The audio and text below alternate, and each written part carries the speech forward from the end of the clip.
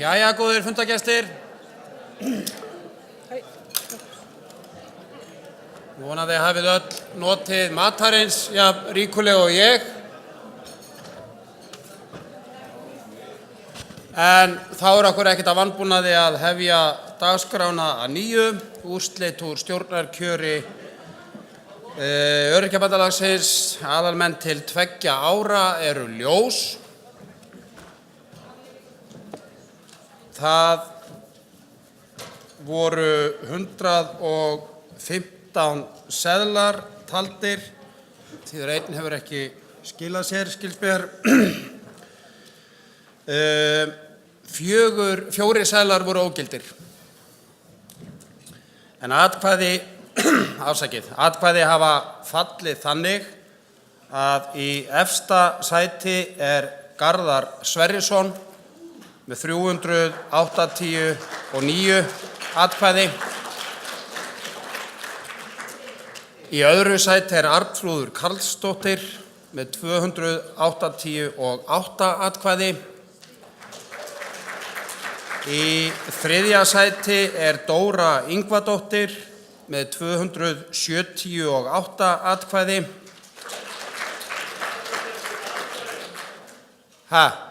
Stig. Getum við ekki, þetta eru sama reiknum stig, við skulum bara fara yfir þetta alltaf á eftir. Stig en ekki atkvæði. Torfi Áskelsson í 4. sæti með 254 stig. Í 5. sæti Fríða Rún Þórðardóttir með 243 stig. Í 6. sæti Einar Þór Jónsson með 239 stig. Og í 7. sæti Ægir Lúðvíksson með 204 stig. Þessi eru þá rétt kjörnir aðalmenn í stjórn Öryrkjabandalagsins til 2 ára. Garðar Sverrisson, Arnþrúður Karlsdóttir, Dóra Ingvadóttir, Torfi Áskelsson, Fríða Rún Þórðardóttir, Einar Þór Jónsson og Ægir Lúðvíksson. Þá göngum við til næsta dagskrárliðar sem kosning stjórnarmanns til 1 árs. Það hafa borist 2 framboð, það Aron Guðmundsson frá MND-félaginu á Íslandi og Torfi Áskelsson. Hann hérna í Tvígang, hann nú nýkjörinn í stjórnina. Til 2 ára. Þannig að þá lítum við svo á að Aron Guðmundsson sé einn í framboði þar sem þú getur ekki verið 2-faldur stjórnarmaður. Eru fleiri framboð til kjörs til setu stjórnarmanns til 1 árs?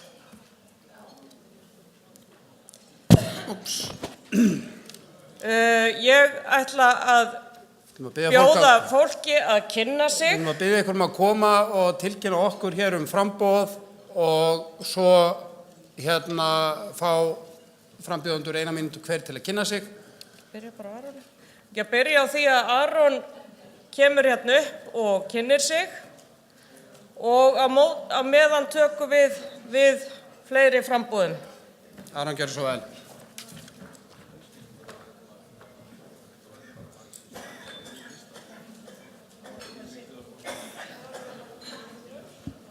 Kæru félagar, Aron Guðmundsson heiti ég, í forsvari fyrir MND-félagi hérna á þessum fundi.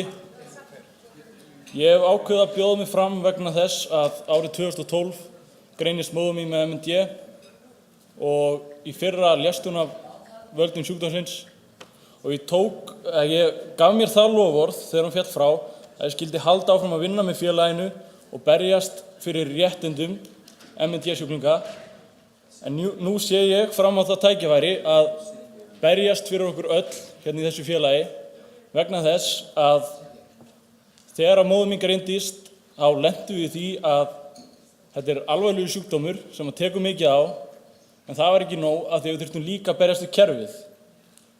Lífið tók kollhnís aftur á bak og skyndilega þurftum við að glíma við vandamál sem við höfum ekki þurft að glíma við áður. Þannig að ég vonast eftir stuðningi ykkar til þess að bæta þetta kerfi og hjálpa okkur öllum í leiðinni. Takk fyrir.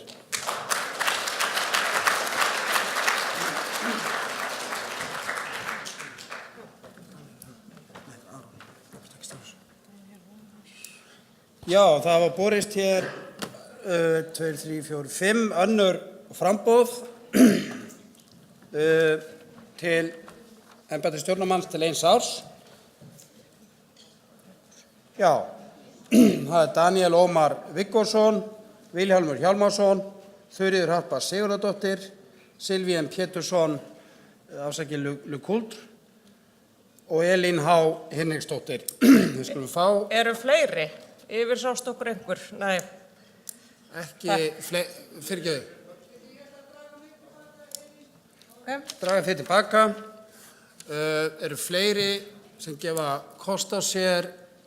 Svo ekki, þá lítum við á framboðsfrestur sé runnin út og við fáum þá bara aftur í stafrófsröð upp í pontu að kynna sig. Þá næstur Daniel Ómar Viggósson.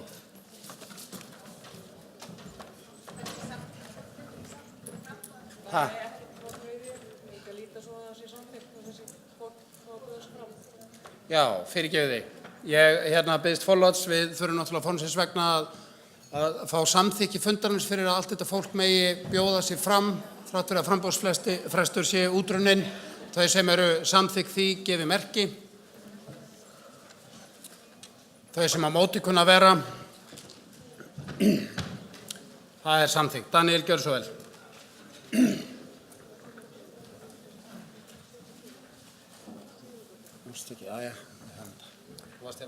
Ég var hérna áðan, þannig að þið kannski hafið séð framan í mig á skjánum þá, en ég hef mikinn áhuga á því að fá að berjast áfram að málefnum fatlaðra og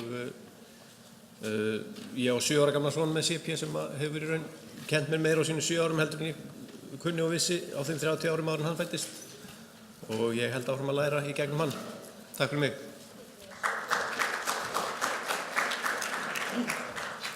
Takk fyrir það. Það er Silvi M. Pétursson Lukuldr.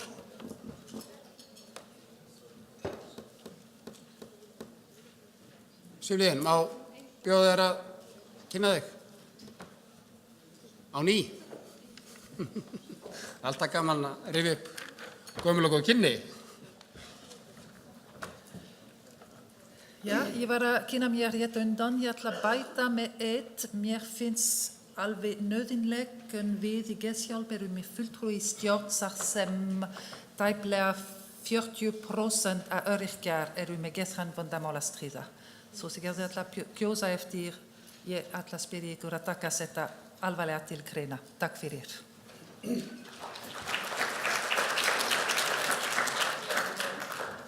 Takk fyrir það. Næstur í pontu er Vilhjálmur Hjálmarsson.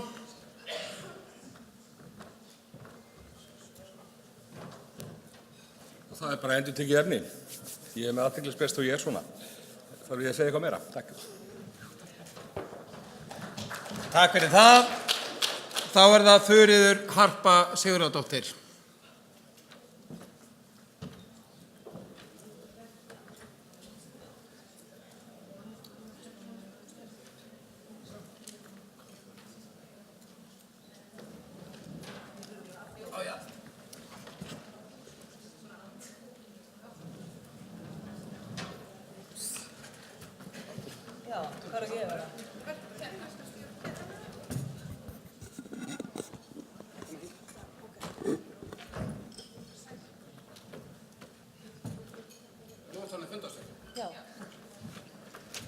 Herra, ég er búin að taka við fundinn. Sælverið, Þuríður Harpa Sigurðardóttir heiti ég og ég gef kost á mér til 1 árs í stjórnarsetu. Ég er félagi í 2 félögum, bæði sem samtökunum og í Sjálfsbjörg, Landssambandi fatlaðra. Hreyfi Hamlar heitir það vist í dag og sit þar í stjórn Sjálfsbjargar heimilisins og Sjálfsbjargar Landssambands. Ég hef unnið og starfað í nefndum hérna hjá ÖBÍ og komið mjög mikið að samningi Sameinuðu þjóðanna, málefni fatlaðs fólks hef ágætisþekkingu orðið þar á. Ég kláraði fötlunarfræðina núna á síðasta ári og er sjálfstæður atvinnurekandi, rek prentsmiðju og auglýsingastofu út á landi. Ég lenti í slysi 2007 sem olli því að ég lamaðist og síðan þá hef ég notið öðlast dýrmætt og reynslu og þekkingu á lífi og kjörum fatlaðs fólks og öryrkja og ég er tilbúin til að berjast fyrir því málefnum hér eftir sem hingað til. Takk fyrir. Takk fyrir það. Þá hafa frambjóðendur lokið því að kynna sig og við tekur kosning sem er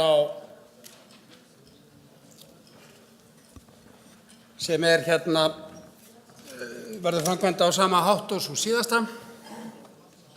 Það eru, nema nú eru 5 í framboði, þannig að það þarf að merkja tölustafina 1 og upp í 5.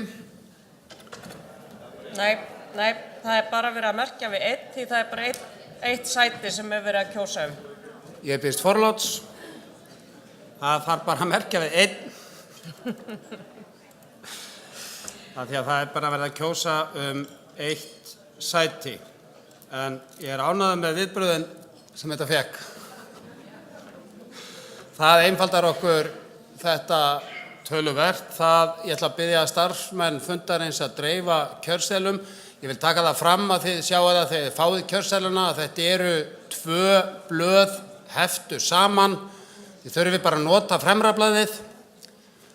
Við ákváðum að það var ekki vita hversu margir yrði í framboðið, þannig að við erum að nýta hér kjörseðla sem við eigum, en við notum aðeins bókstafina A, B, C, D og E. Þannig að þau sem vilja að Aron Guðmundsson verði kjörinn merkja við A, þau sem vilja Daniel Ómar Viggósson merkja við B, þau sem vilja Silvín Pétursson Lecoultre merkja við C, þau sem vilja Vilhjálm Hjálmarsson merkja við D og þau sem vilja Þuríði Hörpu Sigurðardóttur merkja við E. Það er verið að dreifa kjörseðlum.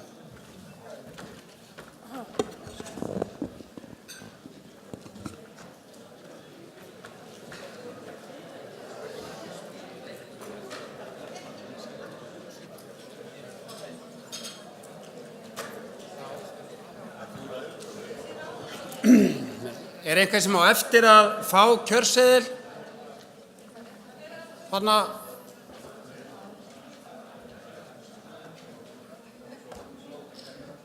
Það er verið að dreifa, þannig að endilega gefið merki ef eitthvað vantar.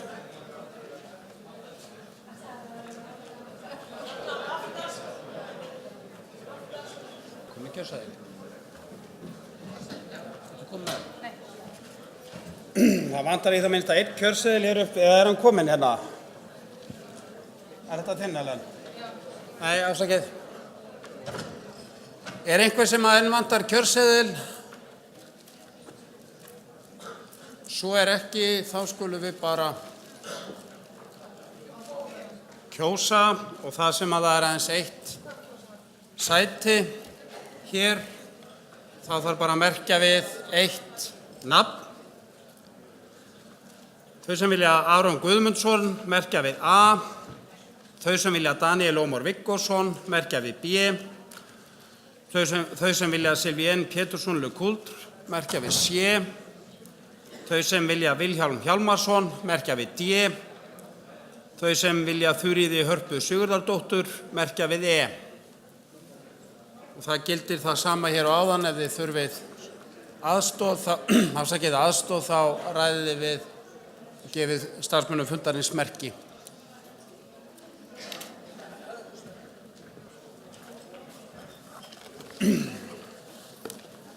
Við skulum endilega, starfsmenn eru byrjaðir að safna saman kjörseðlum, þannig að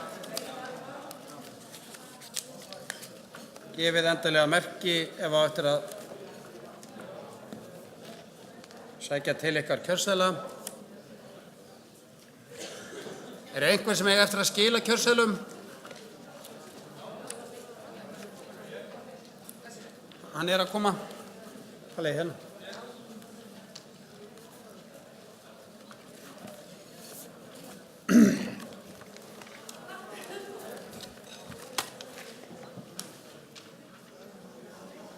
Og ég spyr aftur, eru einhver sem eiga eftir að skila kjörseðlum? Síðasti séns til að gefa merki ef á eftir að skila kjörseðlum. Svo er ekki, þá lítum við á að þessari kosningu sé lokið og talning geti hafist. Þá ætlum við að nýta okkur það að hafa fengið hér heimild til þess að fara að fjalla ályktanir og við skulum ganga bara í að afgreiða og ræða og afgreiða ályktanir. Við erum búin að lesa upp hér áðan, þannig að við skulum bara byrja á þeirri fyrstu. Hún hljóðar svo: lögð fram að málefnahópi ÖBÍ aðgengismál. Ályktun aðalfundar Öryrkjabandalags Íslands haldin 14. til 15. október 2016 aðgengismál. Aðalfundur Öryrkjabandalags Íslands haldin 14. til 15. október 2016 hvetur stjórnvöld strax á haustþingi til að beita sér fyrir því að fjarlægja tálma sem hindra aðgengi í samfélaginu í víðum skilningi og hafi virkt eftirlit með því að þeir verði ekki settir upp aftur. Standa þarf vörð ákvæði byggingarreglugerðar algilda hönnun og setja þarf á fót sérstakt aðgengiseftirlit með byggingum. Og við biðjum örlítið meiri hljóð í salinn. Bæta þarf almenningssamgöngur og tryggja þarf að akstursþjónusta sé til staðar fyrir þá sem þurfa á henni að halda. Þá er brýnt að festa í lög kröfum að allt útsent sjónvarpsefni sé textað svo eitthvað sé nefnt. Bætt aðgengi fyrir suma er bætt aðgengi fyrir alla. Og þessari ályktun fylgir greinargerð. Er einhverju úr málefnahópnum sem vill fylgja henni frekar úr hlaði? Þá er orðið laust þessa ályktun. Engin, afsakið, einn hefur óskað eftir að taka til máls. 2. Það er hérna. Nei, Arnar. Nei.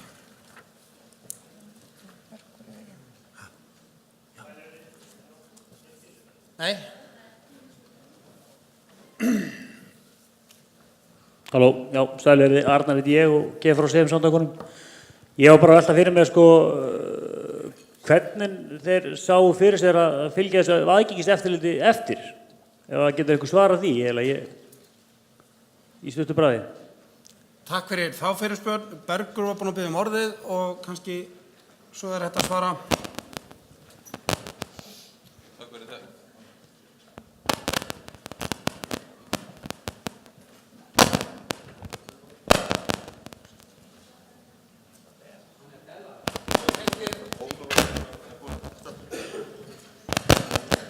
Fá bara mikrofónu hérna upp.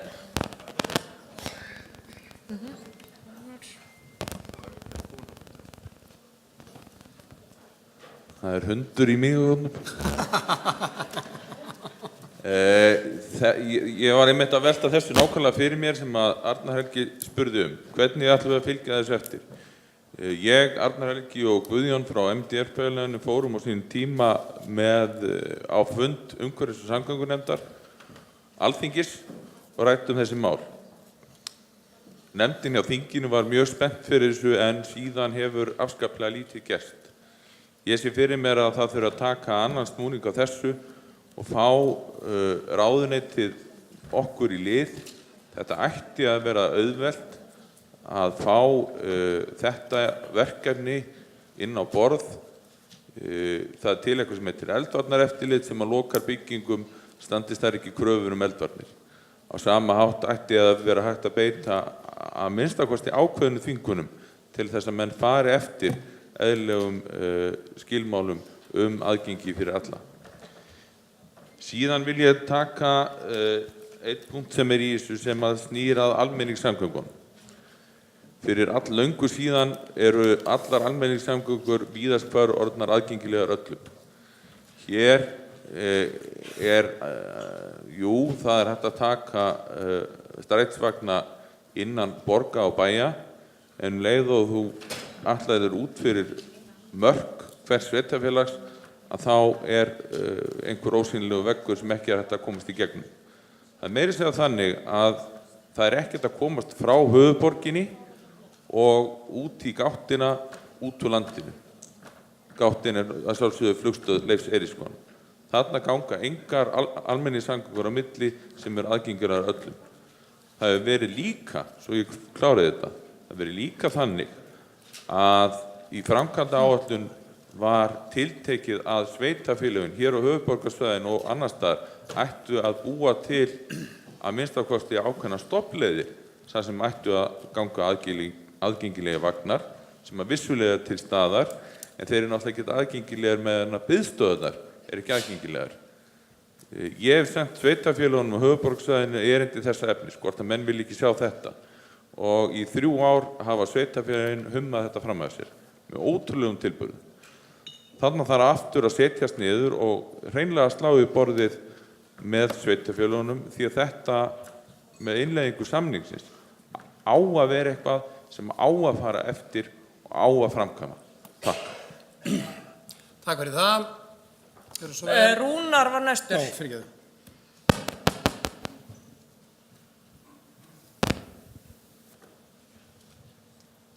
Rúnar sem samtökunum hérna. Ég var að spá í með almenningssamgöngurnar, það var 2 atriði að bæta þarf allar almenningssamgöngur. Væri það eitthvað sem kemur betur út af því að þarna bara almenningssamgöngur, það er kannski ekki alveg skýrt að það sé allar, af því að það svolítið alltaf einblínt á núna þessar samgöngur innan sveitarfélags. Þannig að svona og svo var þarna svo eitthvað sé nefnt. Mér finnst það svolítið svona pínu aumt. Eða svona, já, takk fyrir. Takk fyrir það. Það var hérna aftar, já, gjör svo vel. Nei, fyrir aftan. Nei, hérna, gjör svo vel. Já. Komið sæl aftur, ég heiti Ingveldur og tala hér sem varaformaður aðgengishópsins. Mér finnst rétt að upplýsa ykkur stöðu mála í aðgengishópnum því að við höfum verið að vinna í þessu máli.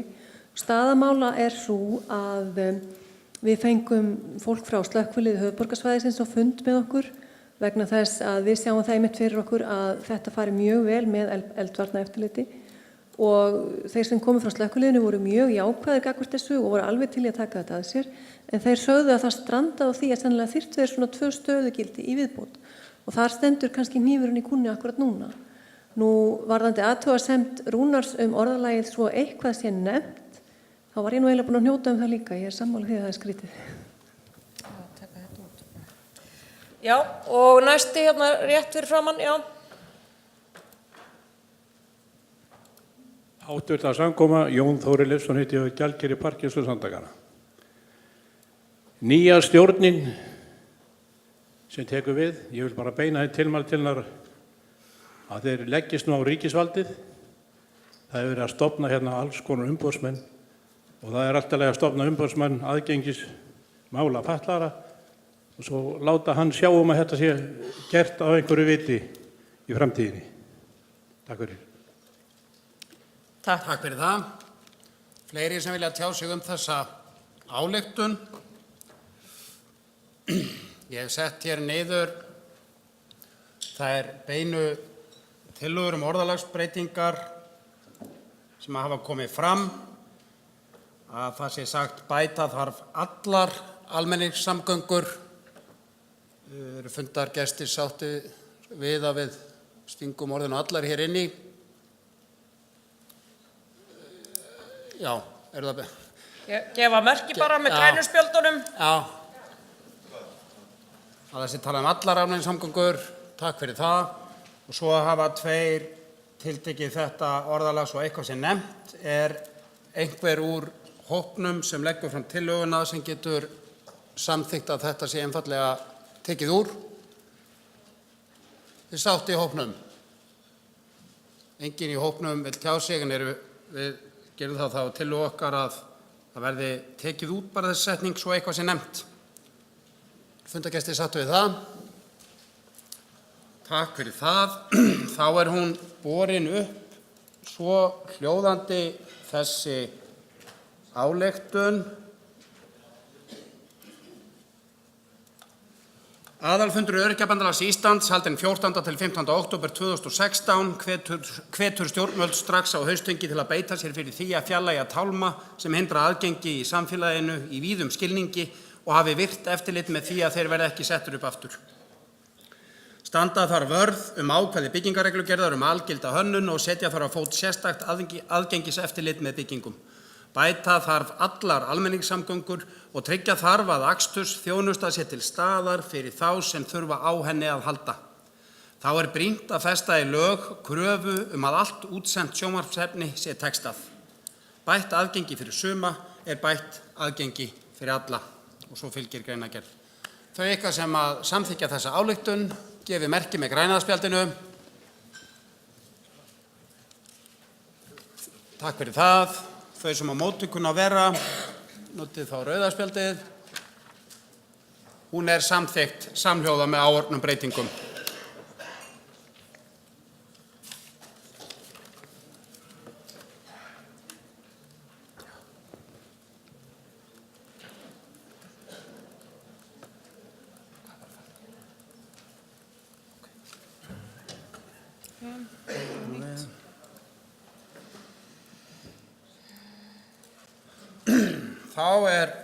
Hér er allt að falla saman því að leið og við samþykktum ályktunina komu úrslit úr stjórnarkjörinu, einn stjórnarmaður til 1 árs. Samtals voru greidd 109 atkvæði, skilaði 109 kjörseðlum, 1 auður og 1 ógildur og atkvæði féllu þannig að flest atkvæði 36 fékk Aron Guðmundsson.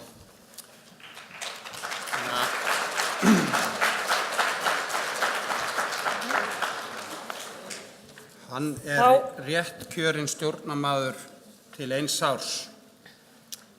Og þá er það næsta kosning og svo síðasta sem fyrir okkur liggur hér í varðandi stjórnarkjör og það er kosning varamanna. Fundur lýsti þeim vilja fyrir í dag að raða og gefa stig og við þurfum að kjósa hér 3 varamenn. Það eru 6 í framboði og ég óska eftir fleiri framboðum. Eru fleiri í framboði heldur en Elín H. Hinriksdóttir, Ingveldur Jónsdóttir, Ómar Geir Bragason, Sigurjón Einarsson, Snævar Ívarsson og Vilhjálmur Hjálmarsson. Silvín. Silvían. Og Þuríður Harpa. Og Þuríður Harpa. Fleiri.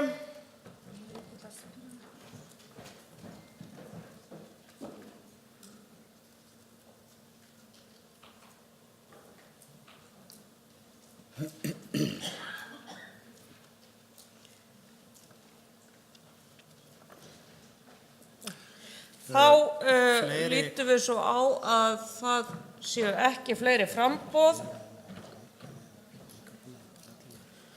Ég held að við erum búin að fá kynningu hjá mörgum hér í dag og við erum að kjósa hérna varamenn núna. Ég er að leggja það til að starfsmaður fundarins gangi með míkrofón á milli þeirra sem eru í framboði en geta kynnt sig örskamma stund svo að fundargestir sjáu hvaða fólk það er. Það er þá Elín H. Hinriksdóttir. Þið verða að gefa merki hvar þið eruð. Komið sæl, ég ætla ekki að hafa þetta langt, en Ég vildi segja ykkur það að ég brenn fyrir málefnum fatlaðra og starfi upp í og ég vona að þið treysti mér fyrir því að starfa sem varamaður í stjórn Öryrkjabandalags Íslands. Takk.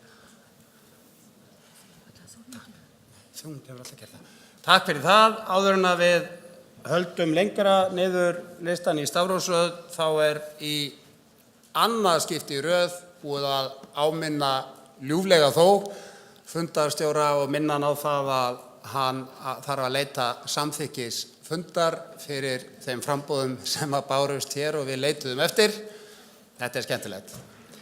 Þannig að 2 framboð bárust hér í þetta embætti eða þessi embætti núna. Það Sylvien Pétursson Lecoultre og Þuríður Harpa Sigurðardóttir og við leitum samþykkis fundarins eftir að þau fái að bjóða sig fram. Takk fyrir það, þau sem á móti kunna vera. Það samþykkt. Þá getum við haldið áfram. Ingveldur Jónsdóttir, gjörðu svo vel. Eins og áður hefur komið fram á þessum fundi þá heiti ég Ingveldur Jónsdóttir. Ég verkfræðingur að mennt og starfaði sem slíkur í nokkur ár þar til að ég þurfti að hætta vegna veikinda af MS-sjúkdómi. Ég gift og á 4 börn. 2 synir mínir eru báðir með ADHD, annar líka með Tourette og hinn líka með Crohns sjúkdóm, svo maðurinn minn með gigt og Tourette-drengurinn minn hefur fengið afskaplega góða þjónustu hjá Styrktarfélagi lamaðra og fatlaðra, þannig að það nú allnokkur félög hér sem ég gæti starfað með, en ég hef kosið að helga krafta mína mínu félagi sem MS-félagi, þar ég gjaldkeri stjórnar. Á vettvangi Öryrkjabandalagsins hefur verið formaður laganefndar í 3 ár, ég hef verið varaformaður málefnahóps aðgengi í 1 ár og varamaður í stjórn í 1 ár og nú sækist ég eftir umboði ykkar til að fá að halda því áfram. Takk fyrir. Glæsilegt. Þá það Ómar Geir Bragason og eftir honum Sigurjón Einarsson. Ómar Geir. Já, góðan daginn eftir. Ég hef voða litlu við að bæta. Ég bara þessi bílstjóri sem ég hef alltaf verið. Vonast bara til að fá stuðning samt sem áður. Takk. Takk.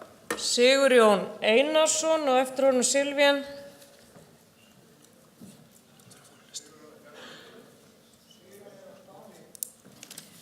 Sigurjón á Spáni, þá það Sylvien. Þau rösta ekki við mig í dag, en ég ætla að bæta aftur með eitthvað. Ég ætla að bæta en ég mjög treystandi manneskja, ágætt manneskja sem alveg ég var að segja að vinna fyrir mannréttindi og ég ætla að ítrekka en mér finnst þetta alveg nauðsynlegt en fulltrúi frá Geðhjálp setja í stjórn sem varamaður mína kosti næsta ár. Takk fyrir. Takk fyrir það. Snævar Ívarsson. Hann á svæðinu? Þarna. Já, sælblessuð. Ég svo sem ekkert miklu við að bæta. Ég get sagt þessu Ómar, ég jafn lesblindur og ég var áðan. Ég alveg tilbúin að vera varamaður. Takk fyrir. Vilhjálmur Hjálmarsson.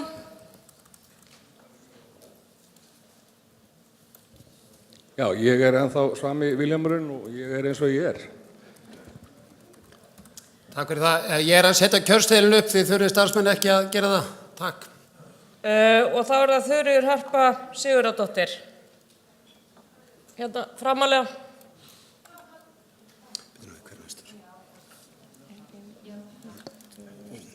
Já, sæl aftur. Ég vil gjarnan beita mér og starfa sem varamaður í stjórn og hef svona litlu við að bæta það sem ég sagði áðan. Þannig ég náttúrulega myndi beita mig fyrir mannréttindum og það það sem að brenna mest á okkur sennilega í dag, að þau séu virt. Og það segi ég bara takk. Takk fyrir það. Þá veit ég ekki hver staðan á kjörseðlunum, hvort að þeir að verða tilbúnir, en kynningum frambjóðenda lokið og svo ég ítrekja það aftur að þið merki við 1 til 3, hvorki fleiri né færri, 1 fyrir þann sem þið viljið sjá helst, 2 fyrir þann sem þið viljið sjá næst og 3 og síðan 3. Og það verður stigagjöf eins og við höfðum háttin á hér í stjórnarkjörinu, enda það vilji fundarins. 1 til 3, hvorki fleiri né færri. Þá býðum við eftir að kjörseðlar komi. Eru þeir komnir? Já, þá bara hefst kosning. Ég bið ykkur að dreifa kjörseðlum.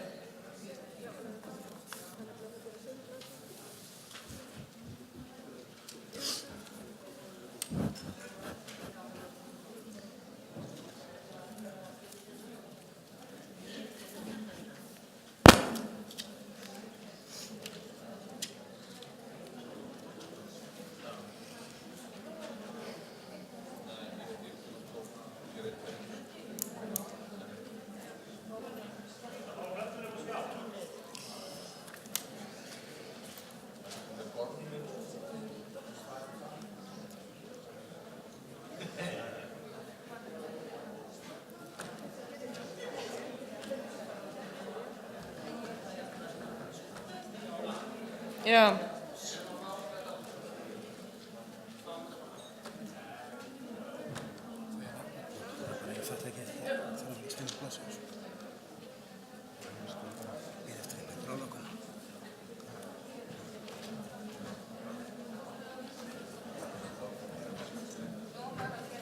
Það komið? Við skulum taka þennan í burtu bara, svo bara klikki fólk. Þetta er síðasta kosningu. Ef ekki bara halda fram í alveg. Eða við fara bara næra. Það er rétt hjá þessu. Jú, hann er að koma bara.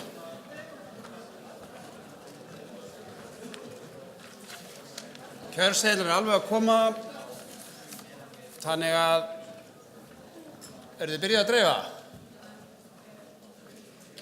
Já, ok. Við skulum, þó þið séu komið með kjörseðlana, þá skulum við hingra með að kjósa. Þegar við eigum eftir að varpa honum hér upp á skjáinn.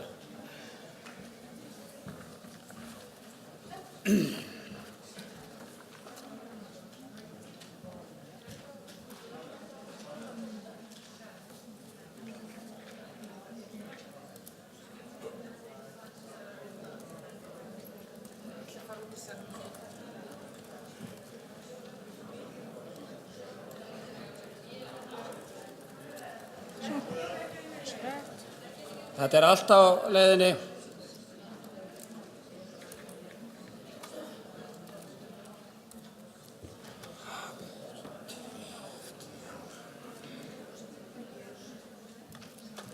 Þá lítur þetta svona út. Takk fyrir þolinmæðina með okkur. Það er ýmislegt sem þarf að bjarga hér á hlaupum. Það eru 8 í framboði og til þessara 3 sæta varamanna. Eins og í morgun þá á að merkja og raða í mikilvægisröð með tölustöfum 1, 2 eða 3. Verða að vera þessir 3 tölustafir á kjörseðlinum hver við sitt nafnið svo kjörseðlinn sé gildur. A stendur fyrir Elín Hó Hinriksdóttir, B stendur fyrir Ingveldi Jónsdóttur, C stendur fyrir Ómar Geir Bragason, D stendur fyrir Sigurjón Einarsson, E stendur fyrir Silvíen Pétursson Lukult, F stendur fyrir Snævar Ívarsson, G stendur fyrir Vilhjálm Hjálmarsson og H fyrir Þuríði Hörpu Sigurðardóttur. Þannig að merkið 1 við þann frambjóðanda sem þið vilji gefa flest stig, 2 við næsta og að lokum 3, hvorki fleiri né færri. Eins og í morgun nema nú eru 3 sem hljóta kosningu af þessum frambjóðendum. Tölustafurinn 1, 2 og 3 verða að vera hver við sitt nafnið.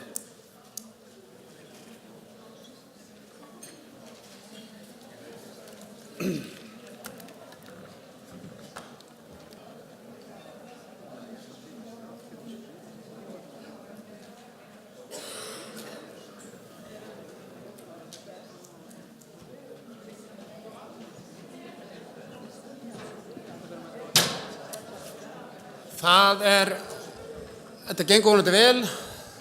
Einhver sem var ekki búinn að fá kjörseðil. Svo ekki, þá minni ég ykkur á enn einu sinni að það verður að merkja við 3 frambjóðendur, 1, 2 og 3. 1 gefur flest stig, 3 fæst. En til að seðillinn sé gildur þarf að vera þannig merkt við hann að það sé tölustafnir 1, 2 og 3. Ég held að við skulum bara byrja að safna þeim kjörseðlum sem er búið að fylla út þegar fólk er búið að kjósa.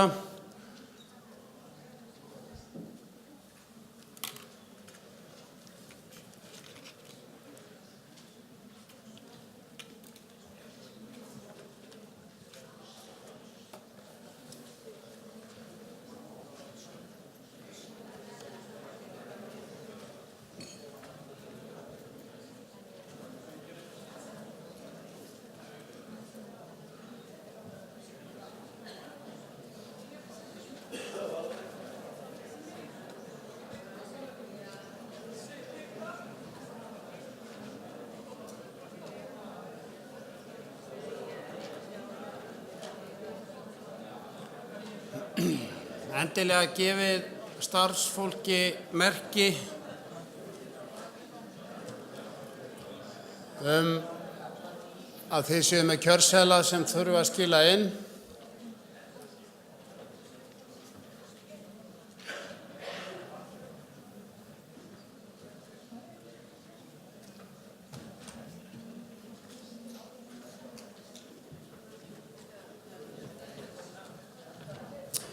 Einhver sem á eftir að skila kjörseðli?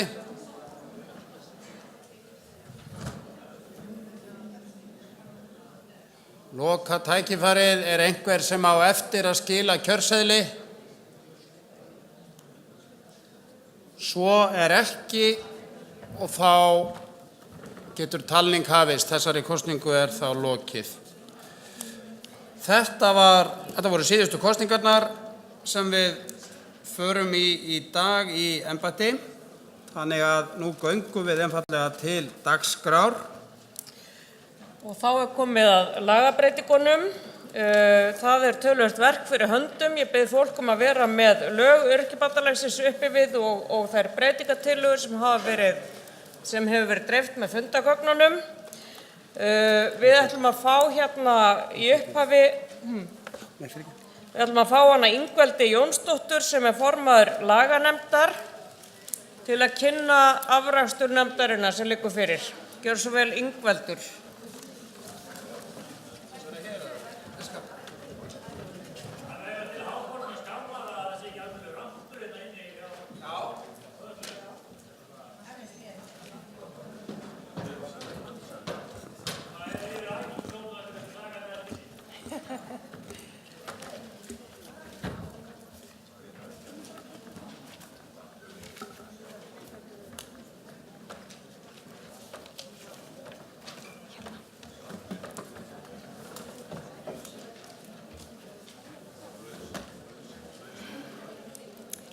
Nú eins og ykkur flestum kunnugt, þá voru gríðarlega miklar skipulagsbreytingar hjá bandalaginu fyrir 2 árum síðan. Ég bið þögn í salinn.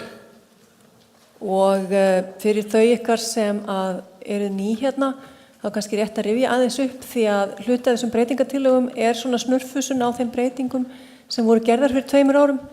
Þannig að fyrir svona 3 árum cirka þá var ákveðið að breyta skipulagi bandalagsins og það var stofnuð sérstök skipulagsnefnd sem vann ítarlega tillögur sem lágu til grundvallar síðan starfi laganefndar að því að búa til ný lög fyrir bandalagið.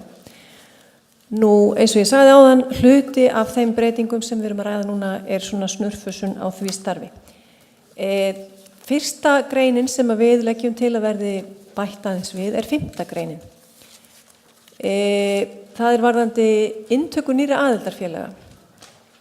Okkur í laganefnd finnst að svona fjölmennur fundur eins og þessi eigi ekki að vera að fara yfir formsatriði. Það á að vera búið að fara yfir formsatriði að okkar mati þegar að fjallað inntöku nýrra félaga. Þannig að við leggjum það til að það verði bætt við 5. greinina Stjórn skal synja umsókn nema að uppfylltum öllum skilyrðum. Umsóknin verður þá ekki lögð fyrir aðalfund. Ekki rétt að, ef ekki afgreiða hverja grein fyrir sig áður en við höldum áfram? Viltu ekki gera það? Í alvörunni? Það ekki við þessu? Ég legg til að við höfum þann háttinn á að þú kynnir þetta og síðan tökum við þetta umræðu alla greinarnar og göngum svo til atkvæðagreiðslu hverja grein fyrir sig. Ég held að það sé best að hafa það þannig. Já, ok. Þá það sem sagt 9. greinin næst. Það náttúrulega veit það allt heilvita fólk hvað 2 mánaða fyrirvari þýðir. Það þýðir auðvitað ekki að maður þurfa að sitja spenntur við tölvuna og íta á send nákvæmlega með 2 mánaða fyrirvara. En hins vegar þá býður það hártogunum heim að skilgreina þetta ekki nákvæmlega. Þannig að við leggjum það til að á undan orðinu 2 í 2 mánaða fyrirvara verði bætt við að minnsta kosti til að fyrirbyggja hugsanlegar hártoganir í framtíðinni. Nú, næsta.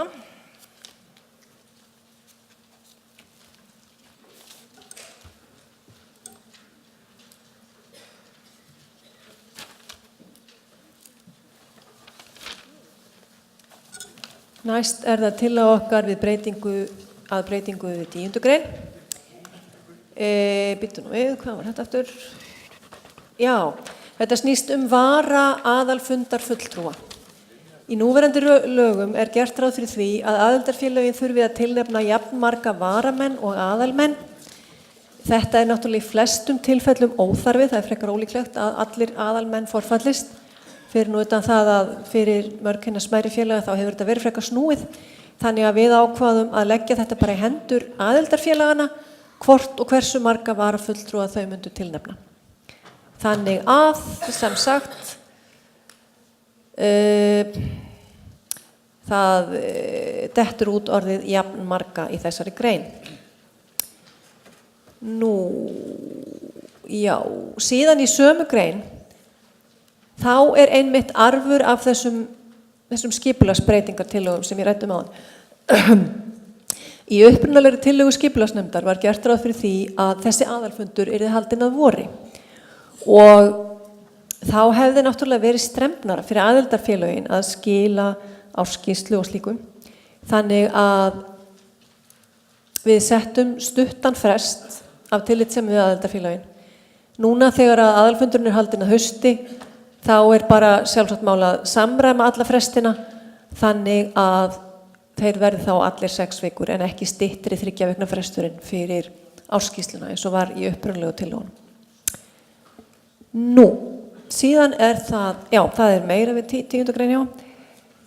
Það var í sambandi við það að í núgildandi lögum þá ef að aðildarfélög skilar gjörsamlega engum gögnum þá fær það að senda samt 1 fulltrúa á aðalfund. Við fórum aðeins yfir þetta mál og okkar niðurstaða var nú svo að félag sem ekki getur skilað þessum gögnum 3 ár í röð. Það nú ekkert með neitt voðalega miklu lífsmarki og spurning hvort að það yfir höfuð eitthvað erindi á aðalfund. Þannig að við sem sagt gerum það tillögu okkar að bæta við greinina að hvernig það nú aftur? Hafi vanskil á gögnum varað í 3 ár samfellt fær félagið engan fulltrúa á aðalfundi. Og þetta að sjálfsögðu sett fram með því hugarfari að skrifstofan myndi aðstoða viðkomandi félag við að uppfylla skyldur sínar ef það hefur alvöru áhuga á að fá að mæta á aðalfund.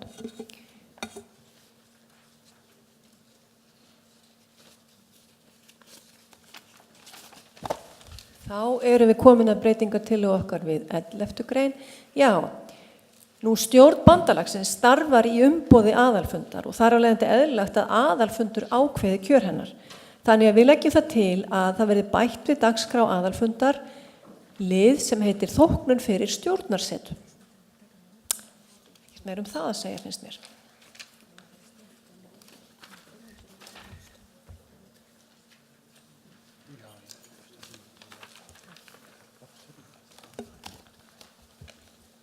Já, nú komum við að umræðu sem fór að hluta til fram áðan. Laganefnd og stjórnin eru sammála það að sú aðferð við stjórnarkjör sem var viðhöfð á síðasta aðalfundi er slæm. Hún er slæm vegna þess að það er verið að hálfþvinga aðalfundarfulltrúa til að kjósa fulltrúa sem að þeir styðja kannski ekki alveg af heilum hug. Þannig að tillaga stjórnar sem við kusum eftir áðan, hún svona dempar þennan effekt þannig að maður gefur þá fólkinu sem maður kannski styður ekki eins vel léttara atkvæði ef svo má segja.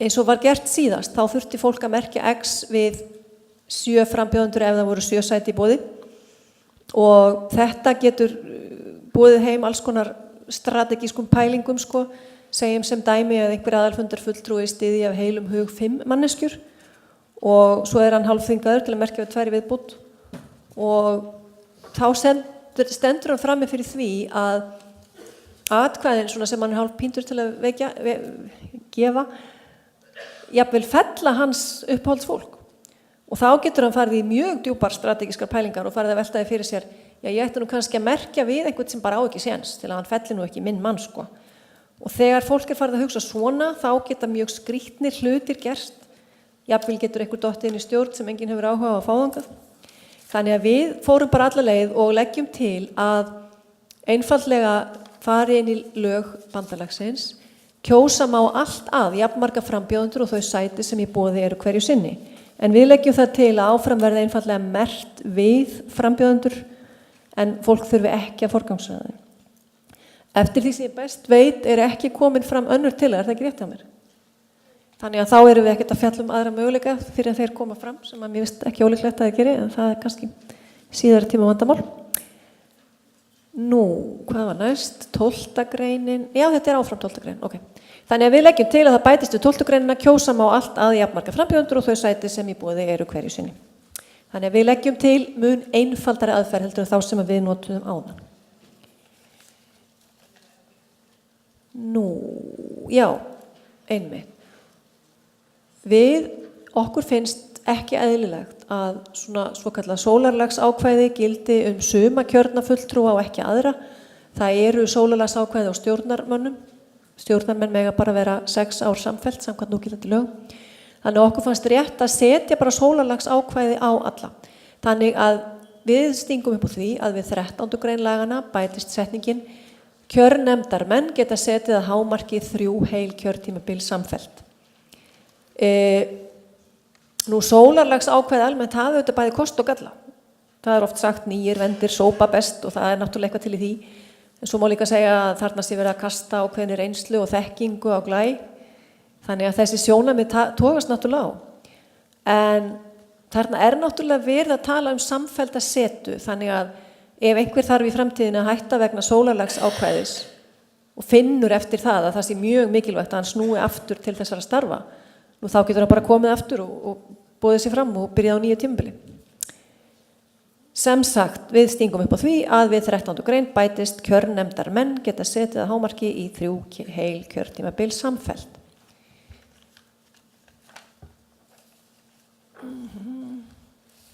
Já, síðan eru 14. og 15. grein, þar segja breytingar tillögurnar við þær, svo allar systur, við erum að samræma orðalag á 14. og 15. grein en við erum ekki bara að því, við erum líka að stinga upp á því að breyta orðalaginu, lagabreytingar tillögur skulu vera skriflegar og komnar, hún er núna, vera skriflegar og komnar í hendur stjórnar 4 vikum fyrir aðalfund. Nú í dag þá þykir fullkomlega eðlilegt að senda gögn með tölvupósti og þetta orðalag komin í hendur stjórnar, það gerir sendandan ábyrgan fyrir viðtökunni. Sem er ekki eðlilegt vegna þess að viðtakandi getur einfaldlega ekki hafa opnað póstinn sinn eða pósthólfið verið fullt eða eitthvað. Þannig að við viljum frekar að sendandi sé ábyrgur fyrir því að senda innan tilskilins frests og það má þó leysa úr því ef að viðtakandi tekur ekki við innan frestins. Það er svona tæknilegt atriði. Og þá sem sagt, ég veit ekki hvort ég á að lesa, það er á skjánum. Ok. Svo 15. greinin, þá erum við að samræma orðalagið. Það er samband við ályktanir, það er náttúrulega skilt mál, þetta með frestina. Og kannski ástæða til, við breytum reyndar líka, við gerum orðalagið okkar mati skýrara. Í núverandi lögum talað nýjar tillögur. Við viljum frekar hafa tillögur sem berast eftir tilskilinn frest. Þetta sé alveg kýrskýrt hvað áttir við. Og já, þá breytist það orðalag bara í samræmi við það. Já, síðan var ekki skilgreint í lögunum hvað gera á við ef að varamaður segir af sér eftir 1 ár, ef hann situr ekki í 2 ár. Og röð varamanna skiptir náttúrulega máli ef að þarf að grípa til kosninga á stjórnarfundi. Þannig að við stingum upp á því að skilgreina það. Þannig að við stingum upp á því að bætt sé við 18. grein A. Setningunni ef kjósa þarf varamann til skemmri tíma en 2 ára, þá verður hann síðastur í röð varamanna. Já, þetta skýrir sig nú bara sjálft. Þá er það komið. Já, svo er það í sambandi við málefnahópana. Við rendum aftur yfir skýrslu skipulagsnefndar og sáum okkur til umtalsverðar hrellingar að þar var eitt atriði sem hafði bara gjörsamlega farið undir radar í fundaherferðinni miklu svona til upprifunar og fyrir nýja aðila. Þá þegar að nýju lögin voru samþykkt þá var haldinn hér aðalfundur, framhaldsaðalfundur og framhaldsaðalfundur og þar á undan voru nokkrir umræðufundir þar sem að farið var yfir athugasemdir og lagabreytingatillögurnar voru fínpússaðar. Og í öllum þessum löngu og miklu fundum þá fór það gjörsamlega fram hjá okkur öllum held ég að í skýrslu skipulagsnefndar stendur að hvert aðildarfélag getur átt mest 1 formann málefnahóps á hverjum tíma. Og okkur í laganefnd finnst það nú bara að vera heilög skylda okkar að gefa aðalfundi tækifæri á því að fjalla þetta atriði, því það var aldrei gert. Nú, ég veit svo sem ekkert hvað var að gekk á í kollinum á skipulagsnefndar fólki þegar það setti þessa setningun í skýrsluna sína, en mér finnst eitt atriði blasa samt við, svona praktist atriði, að ef svo ólíklega vill til að það verði togstreita milli málefnahópa verksvið, þá er auðvitað gott að formenn málefnahópana séu óháðir hver öðrum. Og ef það er eitthvað fleira sem skipulagsnefndar fólk var að pæla þá bara auglýsi eftir upplýsingum það í umræðum hér á eftir. Og sem sagt, já, svo var eitt í textanum sem er beinlínis rangt.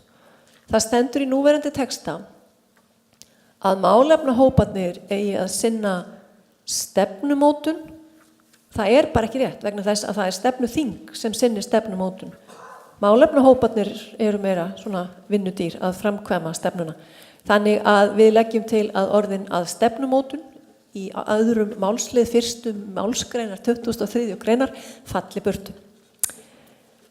Já, svo var það eitthvað fleira.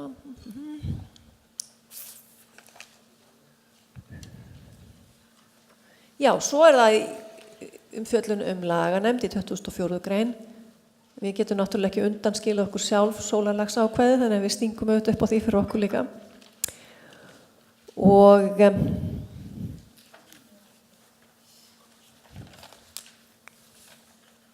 nú síðan er samskonar á áðan að við í 27. grein leggjum til að bætt verði við orðunum eigi síðar en. Við erum ekki að meina að frestur eigi að vera akkurat. Og já. Síðan eru í lokin bráðabirgða ákvæði. Það er út af sólarlags ákvæðanum, þar að segja ef þau verða samþykkt. Þá er náttúrulega ekki rétt að þau gildi aftur í tíman. Þeir sem eru að byrja núna sitt seinna ár á 2 ára kjörtímabili, þeir voru náttúrulega kjörnir án skilyrða til 2 ára í fyrra og svona ákvæði frekar en önnur geta ekki gilt aftur í tíman. Þannig að þess vegna er bráðabirgða ákvæðið sem skilgreinir að sólarlags ákvæðin gildi frá aðalfundi 2017. Þá er það bara komið til.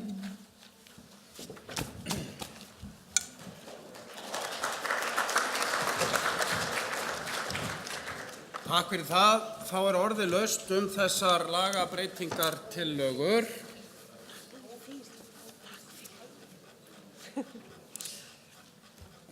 Enginn sem er neitt þær að segja.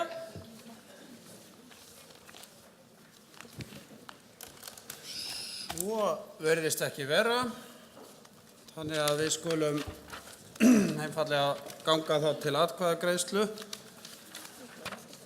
Það má minna á það að það þarf 2/3 ekki sett til að samþykkja breytingar á lögum og við förum þá bara að beita af í þessu verkefni sem fyrir okkur liggur. Já, má ég þá biðja starfsfólk að vera tilbúið til talningar. Þá berum við fyrst upp lagabreytingatillögu laganefndar 5. grein, sem hér á skjánum. Umsókn aðild á eftir 2. málsgrein 5. greinar bætist við ný málsgrein sem segir: Stjórn skal synja umsókn nema að uppfylltum öllum skilyrðum. Umsóknin verður þá ekki lögð fyrir aðalfund. Greinin orðast þá svo: Umsókn aðild skal bera stjórn ÖBÍ hið minnsta 3 mánuðum fyrir aðalfund ásamt 1 afrit af lögum félagsins, 2 afrit af endurskoðuðum ársreikningum 3 síðustu ára, 3 nöfnum stjórnarmanna og þeirra sem skipa trúnaðarstöður. Í framhaldi af því skal trúnaðarmaður skipaður sameiginlega af umsóknarfélagi og stjórn ÖBÍ. Umsóknarfélag skal veita trúnaðarmanni heimild til að skoða skrá yfir alla félagsmenn. Stjórn skal synja umsókn nema að uppfylltum öllum skilyrðum. Umsóknin verður þá ekki lögð fyrir aðalfund. Inntaka nýrra aðildarfélaga tekur gildi við aðalfundarslit. Þau ykkar sem samþykkja þessa lagabreytingatillögu gefið merki með græna spjaldinu og takk fyrir það. Þau sem á móti kunna vera, þetta samþykkt samhljóða. Þá það breyting við 9. greinina og þar bætist við 4. málslið orðasambandinu að minnsta kosti á orðinu að undan orðinu 2 og greinin myndi þá orðast svo: Aðalfundur fer með æðsta vald í málefnum bandalagsins. Fundinn skal halda í október ár hvert. Fundurinn lögmætur ef löglega til hans boðað og ef helmingur aðalfundarfulltrúa viðstaddur. Stjórn boðar til fundarins og skal hann boðaður með að minnsta kosti 2 mánaða fyrirvara með bréfi til allra aðildarfélaga. Fundarstað og tíma skal tilgreina í fundarboði. Og þá ber ég þetta upp til atkvæða. Þessi breyting samþykkt, sýnist mér á öllu, einhver sem á móti kunna vera. Þetta samþykkt. Samhljóða. Þá það 10. greinin. Breytingartillagan hljóðar svo: Fyrir framan 1. málslið 3. málsgreinar skal bætt í síðasta lagi. Orðið jafnmarga í 1. málsliðis 3. málsgreinar skal fellt brott og í stað orðsins 3 í 1. mállið 4. málsgreinar kemur orðið 6. Aftast í 4. málsgrein 10. greinar bætist við eftirfarandi setning: Hafi vanskil á gögnum varað í 3 ár samfellt fær félagið engan fulltrúa á aðalfundi. Ég les þá greinina eins og hún hljóðar með breytingunum. 10. grein aðalfundar fulltrúar. Á aðalfundi eiga rétt til setu fulltrúar tilnefndir af hverju aðildarfélagi. Fjöldi fulltrúa hvers aðildarfélags ræðst af eftirfarandi: 1. Félag með 100 fullgilda félaga eða færri fær 2 fulltrúa. 2. Félag með 101 til 1000 fullgilda félaga fær 3 fulltrúa. 3. Félag með 1001 til 2000 fullgilda félaga fær 4 fulltrúa. 4. Félag með 2001 til 3000 fullgilda félaga fær 5 fulltrúa. 5. Félag með 3001 og fleiri fullgilda félaga fær 6 fulltrúa. Fjöldi fullgildra félaga reiknast eftir gildandi lögum viðkomandi félags. Í síðasta lagi 6 vikum fyrir aðalfund skulu aðildarfélög skila til stjórnar lista yfir aðalfundar, fulltrúa og varamenn. Félögin skulu leitast við að fulltrúar þess endurspegli mismunandi kyn, aldur og búsetu eftir því sem kostur Aðildarfélög skulu í síðasta lagi 6 vikum fyrir aðalfund skila ársskýrslu, staðfestum ársreikningi og lögum hafi þeim verið breytt til stjórnar. Félagaskrá skal yfirfarin í samræmi við ákvæði 5. greinar. Félög sem hafa ekki veitt trúnaðarmanni aðgang að félagaskrá skila ekki staðfestum ársreikningi eða í vanskilum með aðildargjöld fá 1 fulltrúa á aðalfundi. Hafi vanskil á gögnum varað í 3 ár samfellt fær félagið engan fulltrúa á aðalfundi. Þau ykkar sem samþykkir þessa breytingartillögu gefið merki með græna spjaldinu. Takk fyrir það. Þau sem á móti kunna vera. Hún samþykkt samhljóða. Þá það breyting á 11. greininni sem fjallar dagskrá aðalfundar og eftir 6. tölulið 11. greinar A bætist við nýr töluliður sem númer 7 þá og það stendur þá 7 þóknum fyrir stjórnarsetu. Aðrir töluliðir sem á eftir koma taka breytingum í kjölfarið. Greinin myndi þá orðast svo: 11. grein dagskrá aðalfundar. Aðalfundi skal stjórna samkvæmt almennum fundasköpum. Aðalfundur skal hefjast á fundasetningu og kjöri fundastjóra, fundaritara og 3 talningamanna. Á aðalfundi skal taka eftirfarandi mál til meðferðar og afgreiðslu. A. Almenn fundastörf. 1. Skýrslu stjórnar. 2. Reikninga bandalagsins. 3. Skýrslur fastra málefnahópa. 4. Skýrslu fyrirtækja.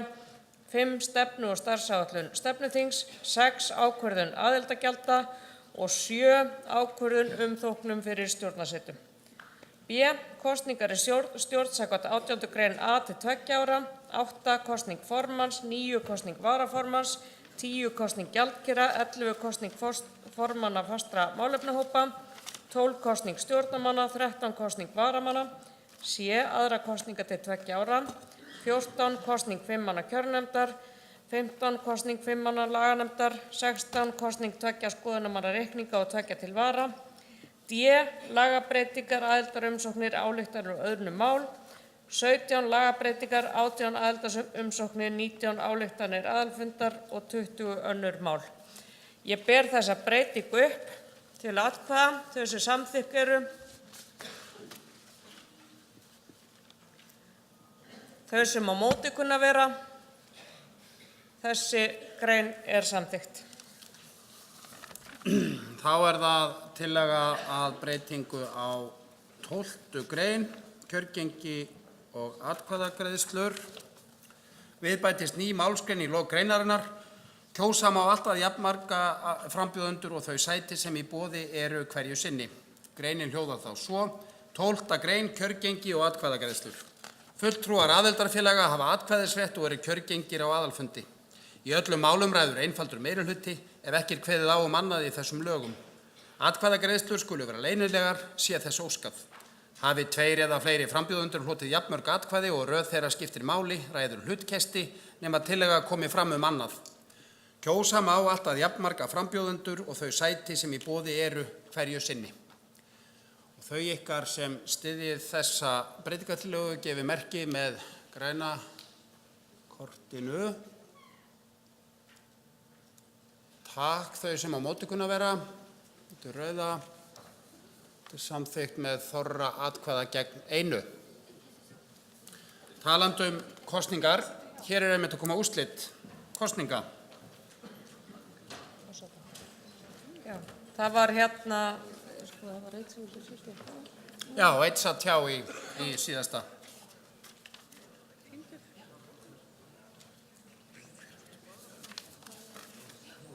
Við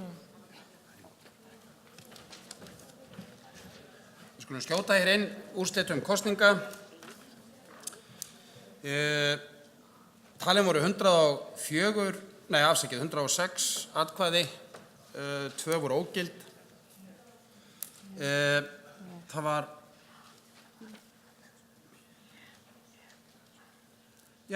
og efst í þessari kosningu með 170 stig lenti Ingveldur Jónsdóttir.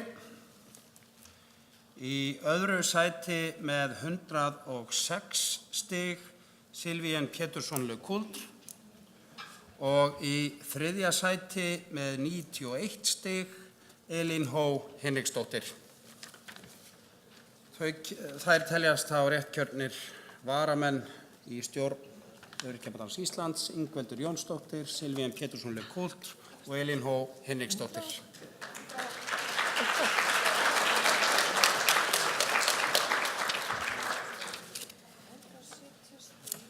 Þá höldum við bara áfram. Og það er breyting á 13. grein, framboð í trúnaðarstörf og hlutverk kjörnefndar. Við 13. grein bætist við ný málsgrein aftast, svohljóðandi: Kjörnefndarmenn geta setið að hámarki í 3 heil kjörtímabil samfellt. Greinin orðast þá svo: 13. grein, framboð í trúnaðarstörf og hlutverk kjörnefndar. Kjörnefnd skal hið minnsta 2 mánuðum fyrir aðalfund óska eftir framboðum í trúnaðarstörf. Framboð skuli berast kjörnefnd eigi síðar en einu mánuði fyrir aðalfund. Kjörnefnd skal tryggja næg framboð í þau embætti sem kosið Kjörnefnd skal einnig tryggja fjölbreytni framboða með tilliti til jafnræðis milli fötlunarhópa. Jafnframt skal hún líta til annarra atriða sem talin eru skipta máli, svo sem kynja, búsetu og aldurshópa. Kjörnefnd skal senda aðalfulltrúum lista með nöfnum frambjóðenda eigi síðar en 2 vikum fyrir aðalfund.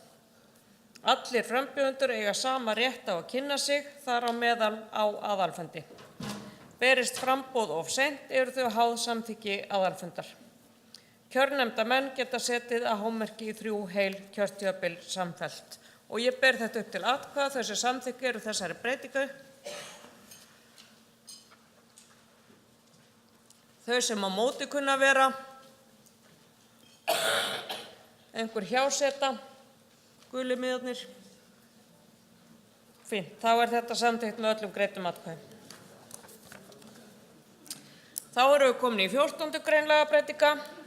Orðalagi 1. málsliðar 1. málsgreinar 14. greinar skal breytt frá lagabreytingatillögur skulu vera skriflegar og komnar í hendur stjórnar 4 vikum fyrir aðalfund í lagabreytingatillögur skulu vera skriflegar og sendar stjórn eða starfsmanni ÖBÍ í síðasta lagi 4 vikum fyrir aðalfund.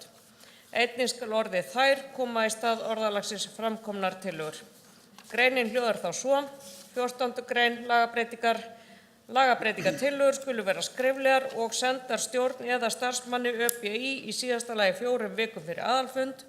Þær skulu sendar aðalfundarfulltrúum eigi síðar en 2 vikum fyrir aðalfund.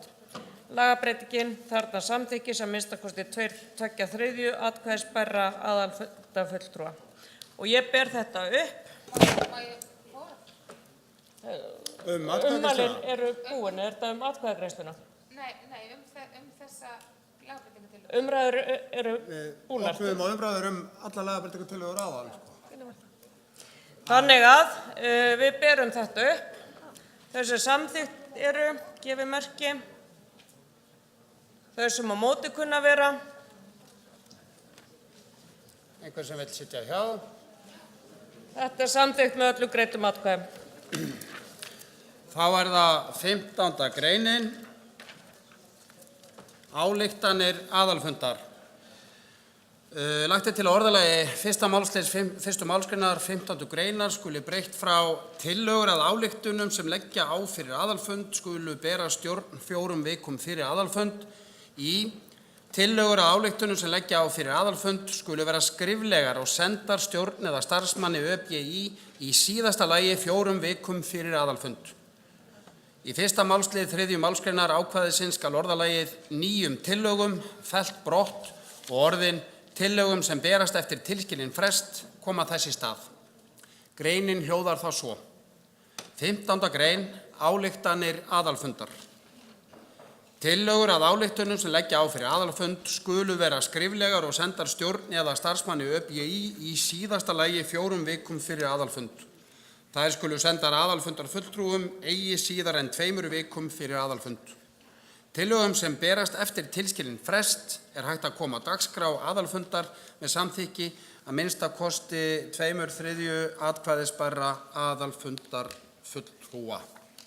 Þau sem samþykkja þessa breytingatillögu gefi merki.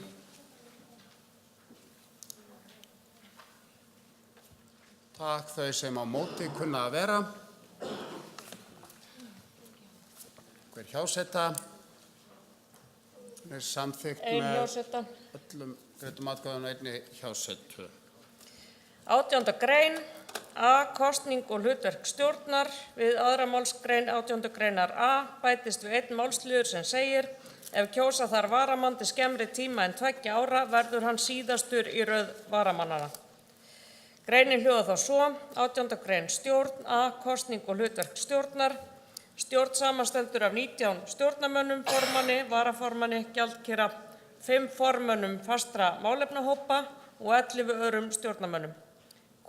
Stjórn er kosin á aðalfundi úr hópi aðalfundarfulltrúa sem boðið hafa sig fram til trúnaðarstarfa samkvæmt 13. grein. Jafnframt skal aðalfundur kjósa 3 varamenn sem hafa seturétt á stjórnarfundum. Á oddatölu ári skal kjósa formann, formenn fastra málefnahópa og 4 stjórnarmenn. Á ári sem kemur upp á sléttri tölu skal kjósa varaformann, gjaldkera, 7 stjórnarmenn og 3 varamenn. Fjöldi atkvæða ræður röð varamanna. Ef kjósa þarf varamann til skemmri tíma en 2 ára verður hann síðastur í röð varamanna. Stjórn fer með æðsta vald bandalagsins á milli aðalfunda. Megin hlutverk stjórnar er að framfylgja lögum og stefnu bandalagsins. Stjórn gerir starfssamning við formann. Aðalmenn í stjórn geta setið að hámarki í 3 kjörtímabil samfellt. Seta í formannsembætti er óháð fyrri stjórnarsetu. Og ég ber þessa tillögu upp til atkvæða, þau sem samþykk eru. Þau sem á móti kunna vera, einhverjar hjásetur. Þetta er samþykkt með öllum greiddum atkvæðum. Þá er það breytingartillaga við 23. grein, málefnahópar. Við 1. málsgrein 23. greinar bætist einn málsliður sem segir: hvert félag getur átt mest einn formann málefnahóps á hverjum tíma. Við 2. málsgrein 23. greinar bætist: fulltrúar í málefnahópum geta setið að hámarki í hverjum hópi í 3 heil kjörtímabil samfellt. Seta sem formaður málefnahóps er óháð fyrri setu í málefnahópi. Orðin að stefnumótun í öðrum málslið 1. málsgreinar 23. greinar skulu felld brott. Greinin hljóðar þá svo: 23. grein, málefnahópar. Innan bandalagsins skulu starfa 5 fastir málefnahópar. Hlutverk þeirra er að leggja fram tillögur í hagsmunamálum í samræmi við áherslur stefnuþings. Aðalfundur ákveður málefni þeirra eftir tillögu stefnuþings. Formenn þeirra skulu kosnir á aðalfundi. Hvert félag getur átt mest einn formann málefnahóps á hverjum tíma. Stjórn velur einstaklinga í málefnahópa að fengnum tilnefningum frá aðildarfélögunum. Meðlimir hvers málefnahóps skulu vera 7 að hámarki að formanni meðtöldum. Stjórn skal leitast við að gæta jafnræðis á milli aðildarfélaga við skipun í málefnahópa. Fulltrúar í málefnahópum geta setið að hámarki í hverjum hópi í 3 heil kjörtímabil samfellt. Seta sem formaður málefnahóps er óháð fyrri setu í málefnahópi. Málefnahópar skulu gefa stjórn stöðuskýrslu á að minnstakosti 6 mánaða fresti. Formenn þeirra skulu hafa samráð sín á milli. Við berum þessa breytingartillögu upp til atkvæða. Þau ykkar sem samþykk eru henni gefi merki. Þau sem á móti kunna að vera.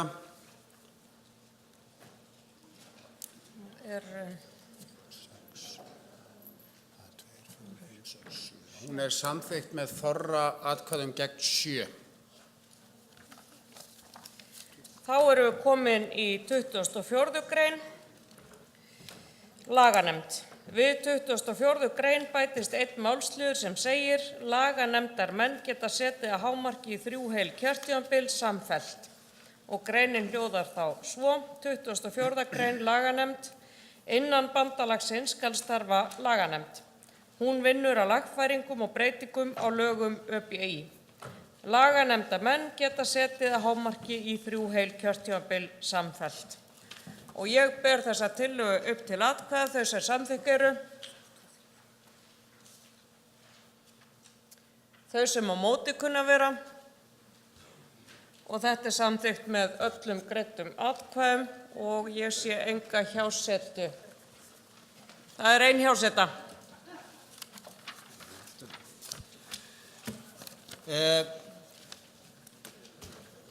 Er óskum það?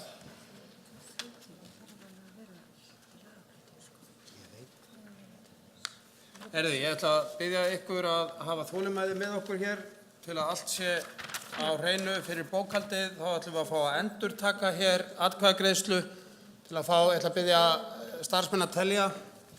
Til að endurtaka atkvæðagreiðslu við 23. greinina, það er að segja lagabreytingartillöguna þar um. Við þurfum að hafa alveg á hreinu. Við biðjumst forláts fundarstjórar. Þau sem að styðja breytingartillögu 23. greinar. Það er að hvert félag getur átt mest einn formann málefnahóps á hverjum tíma. Gjörið svo vel að gefa merki og ég ætla að biðja talningu.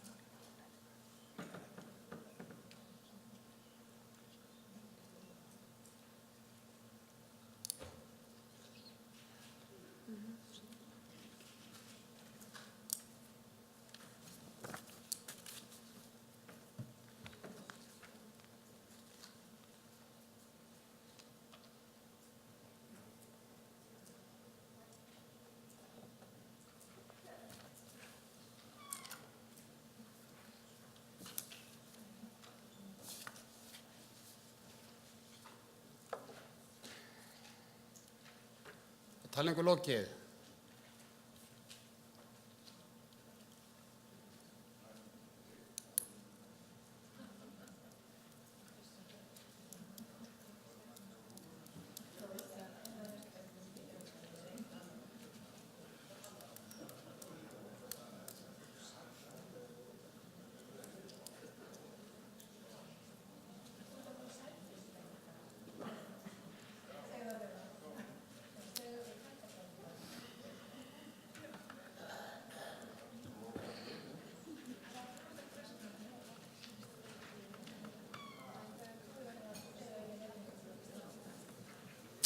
Takk fyrir það.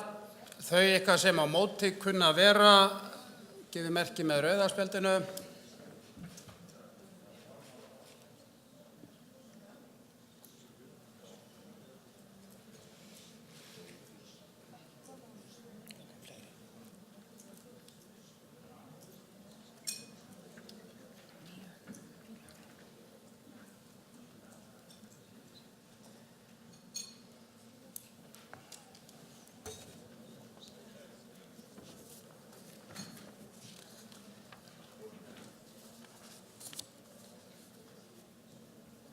Takk fyrir það.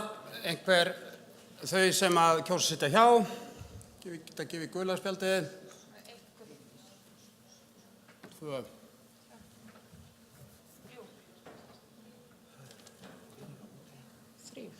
Veitu, gul spjöld. 1, 2, 3. Já, takk.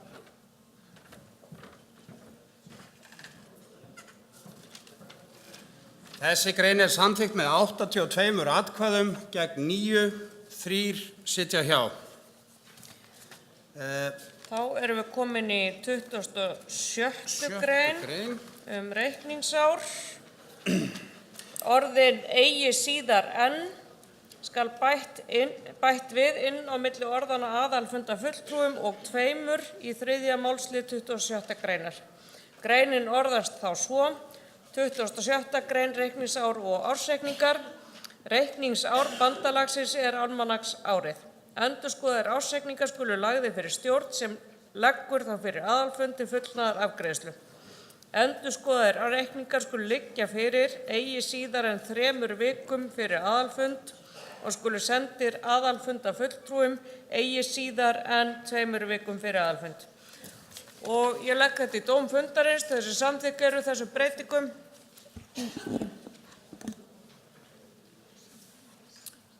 Þau sem á móti kunna vera. Þetta er samþykkt með öllu greiddum atkvæðum, einhverja hjásetur. Nei, samþykkt. Þá er það síðasta lagabreytingartillagan. Hún hljóðar svo: við bætist nýtt bráðabirgða ákvæði.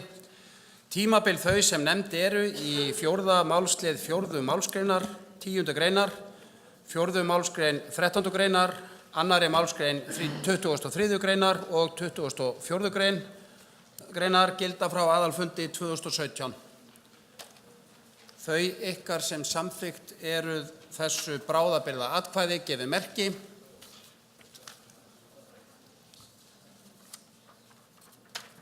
Takk fyrir það.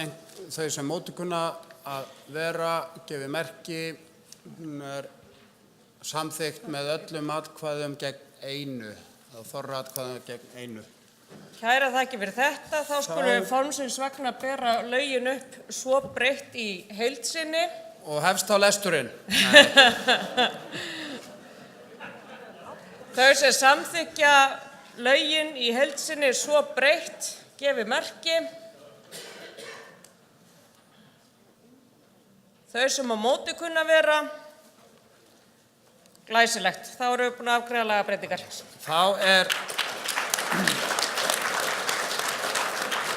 Þá langar mig að biðja, já, nei, en þú mátt tjá þig fundarstjórn ef þú vilt, en ekki tjá þig lögin sem við vorum að samþykkja, nei.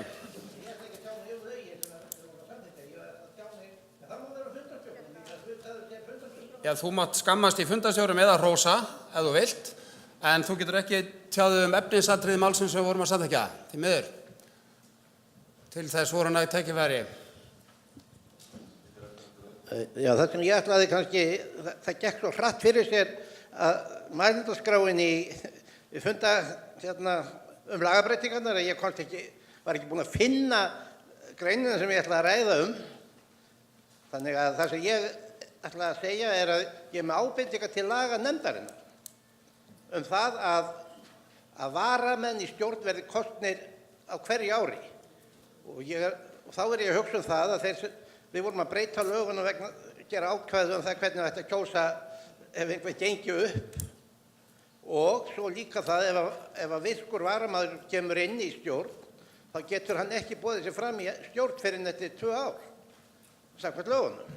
Og ég ætla bara að ég er ekki með neina lagabreytingar, en ég ætla bara að beina því til laganefndarinnar að hún skoði hvort að það sé heppilegra system. Takk fyrir þessa athugasemd. Ég sé að formaður laganefndar er búinn að biðja orðið. Ég er ekki að fara að setja af stað hér umræðu lögin sem við vorum að samþykkja, því miður. Þannig að ef þú hefur athugasemd við fundastjórn, gjörðu svo vel Ingveldur, en ekki til að svara þessari athugasemd, því að það eru umræður hér á eftir önnur mál, þá getum við rætt okkar hugðarefni. Við erum komin hér áfram í dagskránni. Þannig að við skulum bara halda okkur við það. Það voru gefin hér færi á nokkrum sinnum að koma upp undir liðnum lagabreytingar og tjá sig þetta. Það nýtti enginn það færi. Þannig að við erum komin hingað, en því að nú er komið að liðnum sem er dálítið skemmtilegur. 17. liður er aðildarumsóknir. Það hafa engar aðildarumsóknir borist, þannig að hann er fljót afgreiddur. En mig langar að biðja nýkjörna stjórn Öryrkjabandalagsins ásamt varamönnum að safnast hérna saman í horninu, því að það á að taka ljósmynd af, það er best að safnast saman hér, það eru allir að, þannig að ég ætla að biðja þau að safna saman hér. Allir aðrir geta farið í kaffil hér. Við hittumst aftur eftir hálftíma klukkan 3:30 samkvæmt dagskrá.